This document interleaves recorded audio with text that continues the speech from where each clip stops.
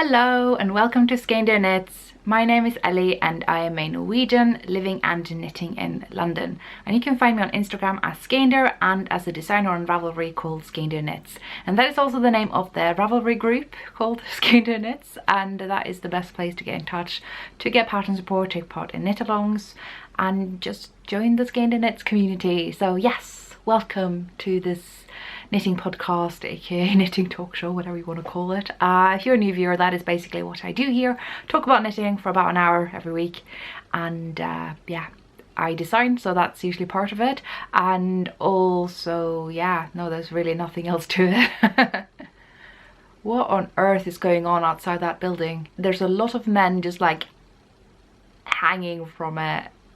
I guess they're washing windows. I just didn't realize they'd have like 5 of them do it at the same time. I mean, this was unexpected. I'm gonna be very distracted by this today. Anyway, if you're a returning viewer, you'll be used to this series of digressions and other strange things. So anyway, what's on the program today? Well, first of all, I'm going to talk about the knit-alongs that I'm running, as I usually do, and then I'm going to talk about something I have finished and stuff that I've been working on. It's not a lot, so I'm not sure this is going to be a very lengthy one, but you're actually going to be able to see the length of the video. I have no idea. So the first knit-along that I'm running is the year-long knit-along of 2019, where we aim to make 6 pairs of colourwork mittens for the duration of 2019. They cannot have been started before the year and they must be finished by the end. And yeah, at the end you will have a collection of 6 pairs of colourwork mittens. And there's really like never any point where it's like too late to join in on that one. Like 6 pairs of colourwork mittens are actually fairly quick to make, and obviously I'm sure a lot of people are going to hop on that when I start the 3rd Selby Mitten Club. If I decide to do that, I think I'm going to do that probably.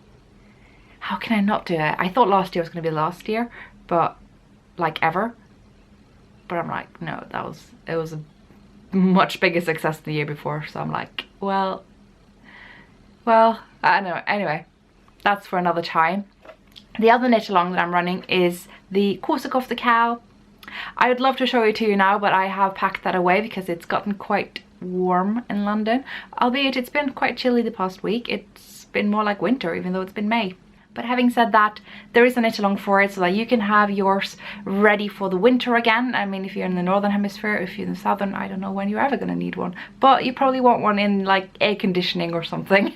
So yeah, it's kind of like the previous knit-along. You can never really be too late in joining in. Obviously you want to make it to the deadline, but that is also why there is no deadline as of yet. I have estimated to give you a handful of months, but I mean, it's not unlikely that we're going to be running this until the end of the year as well. It will depend on how much time people feel like they need, and if people are still joining in, which I think they are. I think that people who are still waiting for the yarns to arrive, so if that's the case, I'm gonna just keep it going for longer because I really want to give people the opportunity to actually finish their cardigans and be in the draw for prizes and stuff. Yes, so that's all the knit-alongs I'm running at the moment. Quite modest for this podcast, to be honest, but yeah, I have finished a project. I know I'm not talking about this ridiculous hairdo with the mismatched hairbands. I mean, I just don't have matching hairbands, so we're just gonna have to deal. No, I am talking about an actual garment. It's boxy! Whoa, boxy is finished! So, whoa, what can we say about boxy? I want to first of all just say I did the stockinette with my knitting machine. So I just want to put that out there in case someone goes, oh my god, so amazing, and I spend like 15 minutes talking about the project only to then say that I worked most of it on the machine, because there are lots of people who feel like knitting machines are cheating, which I may cover a bit as well, just because we're short on content. So yeah, that's basically what I did. I worked all the stockinette for the body pieces on the machine, so that is everything from the bottom, from like after the rib. So I did a provisional cast on with some scrap yarn, and then from the rib up towards where there's like lots of garter happening, I worked that on the machine, this entire section in pieces, so 2 pieces, because I just don't have that many stitches. on the needle bed, as it'd have to be worked separately. And obviously if I wanted to have a seam on one side, I'd like to have one on the other side too. And then I did the garter by hand, and that was actually not terribly slow. What's actually taken me most time is just getting around to knit the sleeves. I don't know why. I had a lot of yarn panic. I thought I wouldn't have enough. Turns out I had plenty. I still have lots left. So I have some... I'm thinking the neckline is too wide for me. This is not my kind of neckline. I'm more of a... like this, you know? But then it's dipping a lot in the back. I don't like that. So I quite like to close that up a bit. And I still have yarn left to do so. So that is actually why you'll find that the end isn't actually super well attached. It's just kind of attached enough to be hidden. Because oh boy, was there a lot of ends to weave in with all the seaming and everything. And the alternating of the yarns, skeins, what have you. So yeah, I'm thinking I might modify the neckline to sit a bit tighter, just because I feel quite exposed now. Like my bra straps are kind of joining the party, and I'm like, nah, it's not quite for me.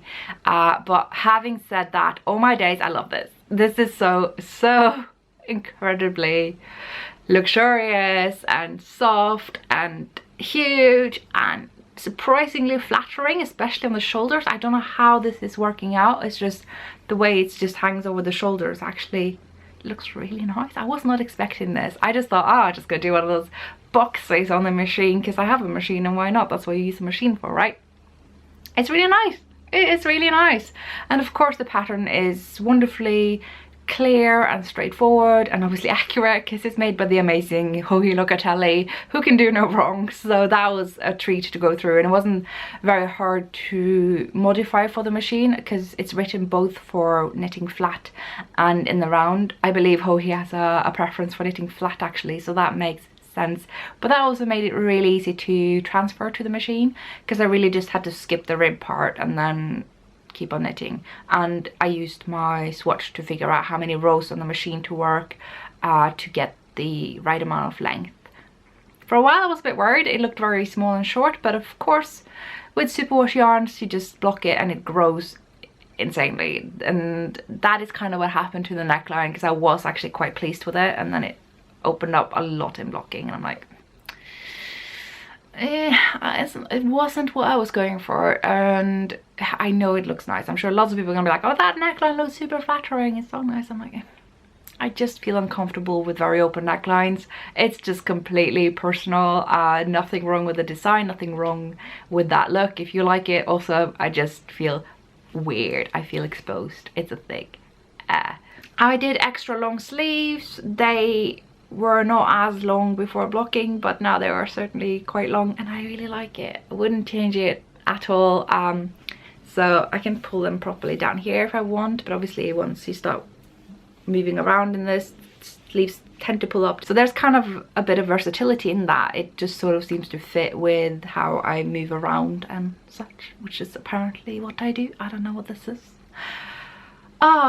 This is a very disorganized way of talking about a project that I worked on since before Christmas in so many different ways.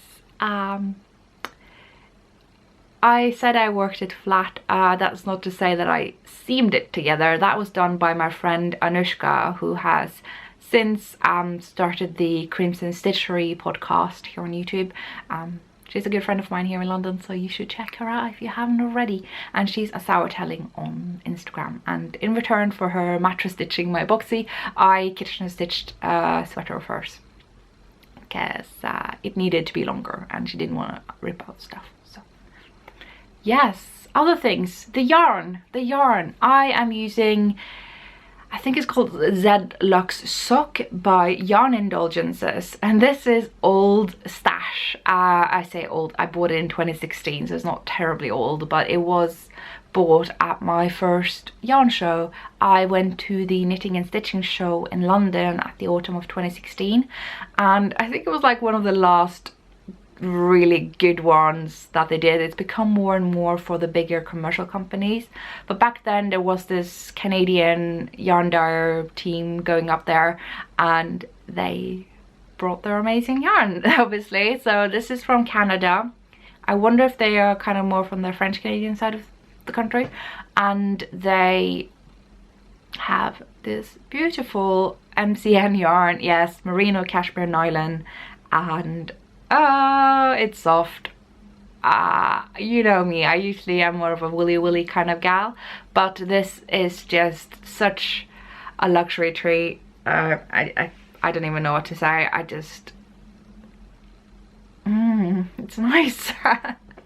I'm out of words, but yeah, it's not really my usual color scheme either. I think the reason why I bought 4 skeins of this wasn't actually to get a sweater quantity, because I'd be honest, at the time my understanding of what a sweater quantity is was quite limited relative to what it is now. I didn't know for sure if 4 or 5 skeins would be enough and that kind of thing. Now I know that 4 is enough for me. No, but at the time I bought 4 because I thought, oh, that could be a shawl and some socks, and oh, I can't leave the 4th skein. No, I can't do that. So I ended up buying 4, but they were all going to be 4 different things.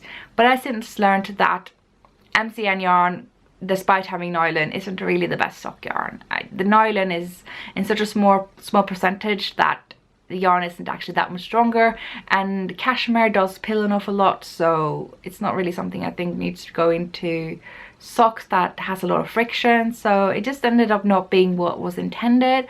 And once I realized actually this is a sweater quantity, I realized it's not really my colors, and that was why I never knitted up. Like, why would I knit up a fingering weight sweater in colors that aren't really my thing? And so it just seemed like a really good idea to work that on the knitting machine, because then it would be a lot quicker, so I wouldn't have wasted that much time if I didn't like the colors, and I could make a pattern that I wasn't 100% sure about either, because then it wouldn't be a super waste. And turns out, really love the pattern, really love the yarn. I actually don't mind wearing these colors. It's not a far cry from my colour scheme, it's just a little bit too baby-y, and I tend to steer far away from pastels. So it's nice, it's made me branch out. I think if you are a regular viewer, you can see how different this is to my usual, and I don't hate it. I will say the skeins were all very different from one another, and the skeins even looked a bit different when you just looked at them kind of hanked up.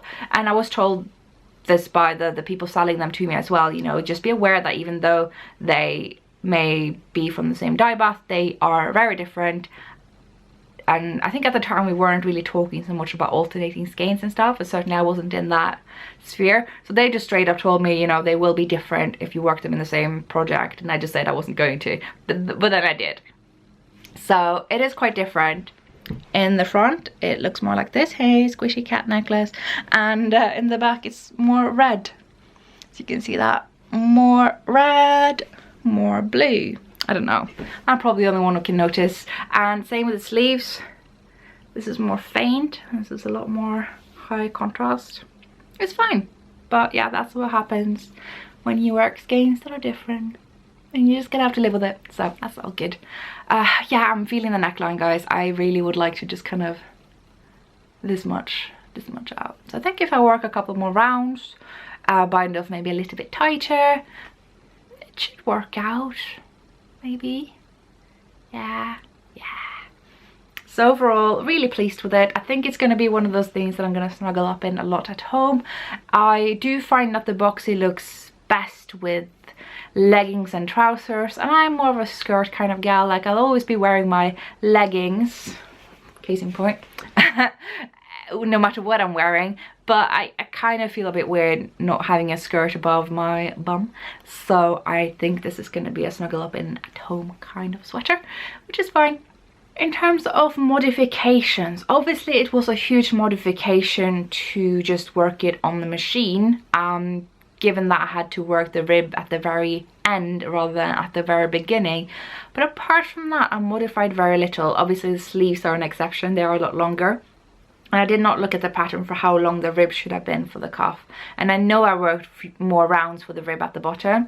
I think I did about 7 rounds, and then I did kind of a stretchy bind off, which is essentially a round in its own right, because you first knit 2 stitches, knit them together through the back loop, and then you knit the next stitch and knit that together with the back loop. So you're kind of working an extra round in that bind off, if that makes sense. I'd argue I'd worked eight rounds rib for the bottom.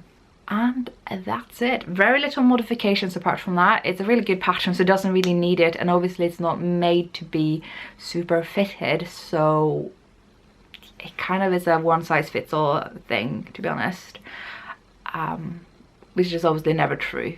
I don't know, it's a terrible phrase, one-size-fits-all, because everything fits everyone differently, and I think that's probably a nicer way of putting it, because here I go on my size ramble again. We've had enough of that with the past 2 episodes. But on the topic of that, before I move on to other things I've knitted on, thank you guys so much for all the stuff you guys have said and contributed and shared about that conversation. I have very little to add to that this recording. I feel like, yeah, I've said what I wanted to say for now, and I just wanted to thank you all so much for your comments. I feel a bit guilty having not actually replied to them all. I just have seen them as they've come in, and it's been really nice. So everything's been read, I just haven't actually replied because I am constantly overwhelmed by things. But you know, I don't know, I find it's a different thing to be able to create output the way I do with this podcast and the odd posts on Instagram, and actually being interactive and reciprocal, and it's the latter that I am struggling with right now. Not for lack of will. Oh God, I feel terrible for not interacting more. I don't want to have to choose between being 100% in or 100% out, you know, not doing this at all or doing this fully with all the interactions involved. I'm kind of doing it a bit half, yeah, halfway in between to make sure I'm still, you know, getting some joy out of it, even though I really should focus on that thesis. I will also say, like, some good stuff is coming off all the size discussion stuff. I wasn't going to comment on it, but I guess I am anyway. I have it on good authority that changes are happening. I mean, we already know about big designer names who have posted publicly that they are expanding their size ranges, and that's great. But also I know through the grapevine that some major magazines are expanding their size range. Now, it's always unfortunate with print publications is that they can't really realistically fit in as many sizes as those of us who publish digitally can do. So I don't know if we can hope to get as wide of a size range, but I certainly hope we are going to find that they make a wider size range than they do at the moment, because I did a bit of research and I found that whilst indie published patterns, especially the more popular ones, go way up to the 50s in inches, and that's great. Yes, they could go further. I like to go up into the lower 60s. You could even go further than that. I mean, it's infinite really. But comparing that to print publications, it often stops in the 40s. It often stops at my size. And I'm like, and if my size is at the very end of the size distribution of that pattern, they are missing a lot of other people there. So I am really pleased to hear that this is something that is about to change, that more sizes will be included for print publications. And I look forward to see that, because honestly right now I've seen stuff that stops, yeah, lower 40s in inches, which is just what, that's the average. Yeah, so that's the good news. Things are changing, even though they haven't been great so far. I am optimistic, and I just want to thank you all for your feedback. And yeah, moving on to works in progress. This is not going to be very exciting. This is a Smocket shawl, and obviously it's not because Smocket is not exciting. It's a very fun shawl by Stephen West, but it looks exactly like it did last time, doesn't it? I feel like I worked on it a lot, but it's not a fast grower. I don't know what it is. I know why it is. It's because half the stitches are purled, and I get purling in me. I mean, no. So that's why. I like it. It's a nice project to bring around. I'm probably going to bring it with me today when I'm going to meet a certain someone, Amy Florence, who's coming by London quickly. So I'm gonna, yeah, it's a nice social knit. What can I say? The yarn I'm using is Tweedy Todd. This is a Norwegian dye or dye team. This is the next color I'm going to be blending into this, and the last color is here. So you saw these in the last episode. I just thought, you know, you might want to see it again. It's really nice. It's just yeah, I've been wanting to make this shawl with this yarn for a long time, and I just needed to kind of, yeah, treat myself, cast on the thing, do the thing. So that's happening, even if it's a bit slowly, and I should be finishing my exploration station and a lot of other shawls, especially all my Curious Handmade Helen Stewart shawls. Yeah, they're even really fun to finish. I don't know why I haven't. So yeah, there wasn't much to write home about regarding that shawl, but not to worry, I have been working on a sweater. And again, I'm going to be featuring my knitting machine. It's an old brother or something from the 80s. It was one of the first that came with punch cards, so I'm hoping to be using some color work in the future. But for the time being, I'm really just knitting stockinette flat, and I've learned how to increase and decrease. So I have basically just been doing that with the machine. Very exciting, but yeah. So the next project I did show you in the last episode, and it's looking a bit less like an octopus today, but it is here. Whoa, whoa. Okay, so I made considerable progress on this, which is the vast majority of my knitting the past week. This was just going to be one of those cheeky cast-ons where I'm like, you know, it'll be quick on the machine, and I can get through a yoke in an evening. No, I can't. So this is what I have made. So as you can still see, the stockinette is just kind of flat bits here, and it's rolling in, which is why it looks like it's getting a lot slimmer the further down you go. That is not the case. I thought my boxy was super tiny as well before it was actually seamed together and blocked, so I think this will happen as well when this gets seamed in this very afternoon, hopefully, maybe, if I can, you know, talk game into it. Then it will look a lot more like a jumper. I have put some stitch markers under the arms here just to kind of make it get together and just look like a jumper, just because that made me feel happy. And yeah, the yoke is practically done. Took a lot longer than I thought it would, but look at that. So I'm just working the rib around the neck right now. It's supposed to be a double folded rib, and that is why I put it down, because that's a lot of rib and I'm not in the mood ever. So yeah, nah, it's gonna happen, but I might knit it on my way out today. Do I have anything to say about this? Well, I'm using Rauma Finul because it's one of my favorite yarns, and it was recommended for this pattern. There's also some Rauma Finul scraps at the bottom here, but this is stuff that I will be ripping out once I am working on the ribs for the cuffs and the hem. So that's just going to go back into my scraps and probably be used the next time I'm working up something on the machine. Because honestly, I've got to tell you, using rustic yarns as the kind of scrap yarns for casting on and binding off in the machine is really good, because it's so sticky, it doesn't unravel and keeps your stitches intact, even if your bind off is not secured in any way, which the cast on usually is, but the bind off usually isn't, at least the way I do this. Modifications, I don't know. I found myself having a lot more stitches than I should have had here, even though I did follow the pattern, I'm pretty sure, and the stitch pattern added up. So that makes no sense. So eventually when I was up here, I just did a lot more decreases, and eventually I was kind of down at the small size, even though I'm doing the large size. But then when I decreased differently up here, I was back to the large size, and then I worked an extra decrease round just to make sure the neckline was a bit more snug the way I like it.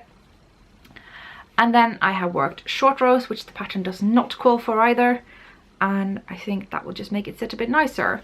If I could be bothered, I would have worked the short rows down here where I did the raglans, because I think that's really nice. I think anyone who's worked a yoke by Jennifer Steingas or Isolde T will know that kind of feature, and it's really nice. And yeah, I tend to put that into my yokes as well. I think it just helps to turn yokes in different sizes into the right bust measurement whilst working short rows to make it sit a bit higher and not be so open. So yeah, ramble, yokes. Can you tell I spent the weekend designing yokes? I have.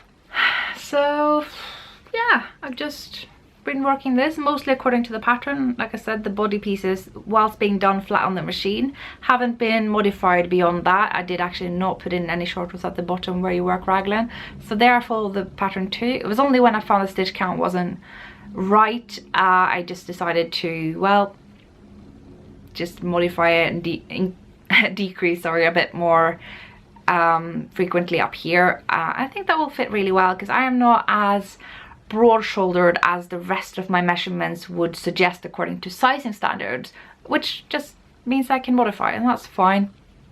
It's actually a comment I wanted to make on the size inclusivity discussion. It's often a bit derailed into kind of a proportions inclusivity discussion. Very often I hear from people who will tell me, oh, I'm a lot shorter than what my circumference measurements would suggest. I'm a lot taller than my circumference measurements would suggest. I usually have to modify length, or I've got more narrow shoulders than my bust would suggest. I have a lot wider hips than my bust would suggest. Things like that often comes up in these discussions, and often with expectations that designers should also accommodate for this. And whilst that would be amazing, truly, it's impossible. It's not impossible, that's a strong word, but I can't make, any designer can't make sizes that accommodate for both. So, oh, this is very poorly explained. Let me backtrack that. So say I have 16 sizes. They go from the smallest to the biggest in my size distribution. For every size, I will assume different height, right? Taller and taller as the size gets bigger, and often different proportions. So say something like wider shoulders, the bigger the bust, which isn't always how it works. And the reason I say it's impossible is really, let's say I have 16 sizes, but 16 different proportions in terms of shoulder, bust, waist, hips. That's 16 times 16 times 16 times 16 in terms of sizes. That's a very big number. Ooh. And also, if you want me to do the height and the circumference separately, well, then we have to multiply 16 by 16 first before we do that number times itself 4 times. It's a lot of sizes. It's impossible. Okay, if you're like a programming whiz, like if you can do something like Amy Herzog can do, then it's possible. But for the average pattern, not possible. So what I usually advocate for is to make small suggestions in a pattern for how a confident knitter can modify these things. It isn't really realistic that a designer can just write all these things separately, but what I usually do is say, if I am designing a yoke, actually I was doing this weekend, I was designing a yoke with waist shaping, and I suggested having 4 rounds decreasing, separated with like, I think a couple of rounds in between. And I said, you know what, if you want to decrease more or less frequently, just know that every round of decreases will add or remove 3 centimeters. Just writing that will allow a knitter to know, okay, that is 4 times 3, 6, 12. Oh, am I going to take out 12 centimeters from my bust size to my waist? That is not my proportions. I don't think I'm going to be decreasing that much. So you maybe only want to do 2 out of those, so that you're only taking out 6 centimeters from bust to waist. Just by that small sentence, I'm giving you that knowledge that you can take that with you when shaping your garment to fit you. Same thing with the hips. So if I tell you need to increase again for increase rounds, so this will add 3 centimeters every time, and you find actually the difference between my waist and my hip is a lot more than just 12 centimeters, then you know that you probably should work that round a bit more frequently to add another couple of 3 centimeters. Just these small comments will allow people to modify their different proportions, even if they've chosen one specific size. Same thing with shoulders. This is a bit more tricky because in yokes and raglans, kind of hard to deal with, but if you're doing a satin sleeve, especially a bottom up, you can just say, okay, you're up to here, you start decreasing a bit for the arm side. If your shoulders are more narrow than your size based on that you chose based on your bust, work a couple of more decrease rounds so that you will get a more narrow shoulder width. This is a little harder to do top down, but it's possible. You just need to start the increasing a couple of rounds before the pattern says, so that you have time to increase more to get to the full bust from a more narrow shoulder. Just small things that we can put into a pattern to allow people to modify proportions and lengths without actually having to come up with an infinite number of sizes, because it's just not possible as much of a bummer as that is, as much as that makes me want to be like a programming whiz, it's just not realistic, and we have to kind of make sure that the demands we put on designers is realistic, because I fear that if we don't, we're not going to get anything. People are just going to give up and go, no, this is too much. Just, you know, I don't want that. I want patterns to be available to all sizes. It's kind of the goal. I always try to focus on the end goal and what I do that is realistic to achieve that. So yeah, that was a digression. Me having said twice now I wasn't going to go into this discussion, and here I am talking about it still. So this sweater, it is happening. It is, oh, it's been a treat. This is such a simple knit. Basically very tight gauge. I think it's like a 26 stitch gauge, which I will say is kind of like standard fingering weight gauge. We've gotten quite used to seeing fingering weight yarns being knit at kind of a sport to DK typical gauge, but this is kind of the sort of traditional fingering weight gauge. So it's quite dense, but not too much. It does take longer to make, but it helps so much that this chart is so intuitive. I knitted a lot of this, like this much I think, at a local knit night that I went to in the morning. I was quite tired, but I was still able to chat a lot while working this. It's really not very difficult to memorize every row. I mean, you don't have to memorize this whole thing. You just focus on the row you're on, the round you're on, and that is really memorizable. So really have enjoyed this. Almost a bit sad that the yoke is over, but it did take a bit of time, so it's also quite nice that it's done. And yeah, all I need to do now is just talk game into seaming for me, do the rib, and no, that's it. Goodness me. Oh, I guess I need to seam the underarms. I mean, yeah. So that's Varde. Yeah, I don't have a project page for this. I don't even know if it's up on Ravelry, but spelling of the pattern name is in the project. The show notes, the writing in below the video. Goodness me, I am so out of it. There's so much that I have, I think, now that I'm recording it, edited out of this episode, because I can't talk. Goodness me. Oh. But yeah, I just want to say, as ever, if there's anything I haven't mentioned clearly, if there's anything that isn't written, that isn't obvious, you can usually find most things in either in the show notes or in my Ravelry project pages. So that's always going to be the case. And if it's not there, it's probably not related to knitting. So like all the times I wear a store-bought sweater and people want to know the pattern for it. No. So I thought I wouldn't have anything for my acquisitions this week because I put it in the bookshelf. I nearly forgot that I had it, but I received this in the mail because I am a subscriber to Bladet Garn. Here it is. Oh my god, I am so thrilled about this. I mean, every time I get an issue of this magazine in the mail, it's just like birthday, Christmas and summer holiday all at once, like just everything that is good and like has food and presents and days off. Yeah, I feel like the color scheme is like very on brand today. So where do we even begin? Oh my days. We can start off with the front cover. I mean, Sana, who is Sana Sislet on Instagram, is doing an amazing job as a model. I think this is like her kind of debut cover girl kind of thing, which is brilliant. I actually just came across Sana on Instagram at the beginning of January. She actually popped into my inbox when I had opened up a kind of question submission box on Instagram, which you can do, where I basically asked for non-white knitters of Scandinavia to just kind of let the world know they exist, because a lot of people seem to think that Scandinavians are all white, and I think that's not great. So yeah, that's when I came across Sana, or she came across me, and I have followed her since, and she's brilliant and ridiculous, and I am so stoked that she's in this magazine. I mean, look at that. Oh, and here, oh, there's so many good things in this. Oh, love the color coordination. Seriously, it's really on point. And here, even some for the boys.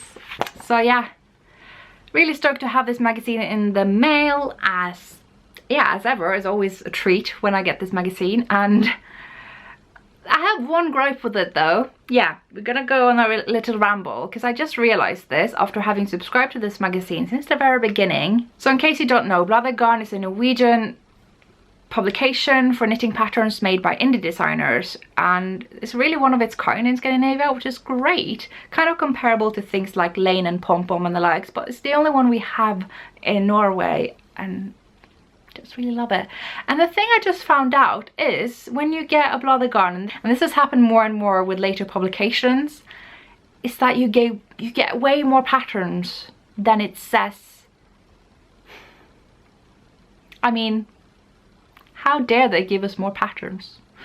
So if you go on Ravelry and you look at the collection for each magazine, you will get about, oh, I don't know, 10 patterns, 12 patterns, 9, like it depends, it varies.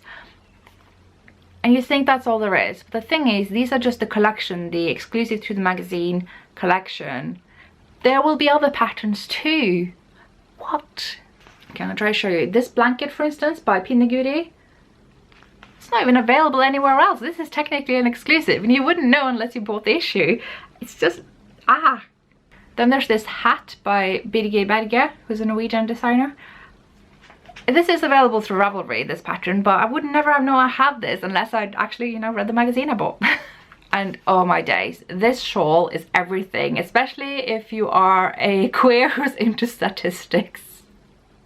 So it's a rainbow shawl, but it's a rainbow shawl called the Gation pronunciation, guys. You guys know. So basically it's a bell curve in the rainbow colors. So they had this out in time for Pride. So this is a pattern again I think you can get outside of this magazine, but it's been included in this magazine now just for the hell of it. It's made by Statti Strikk, which is also a brilliant name. I think she's also a PhD student, maybe. And yeah, so you know, bonus patterns that nobody tells you about. Crazy. So I've done this in previous issues as well. This is just the previous issue before the latest one, where I'm featured both as a designer and being interviewed. And yeah, I think there's like 5 extra patterns in addition to the collection. What? I mean, they just casually put this cardigan pattern in here. Huh? Nobody told me this. And this dress and scarf from the book Ruter og Lus, which I happen to have the book, but my goodness. Oh hey, it's me. And these knits, huh?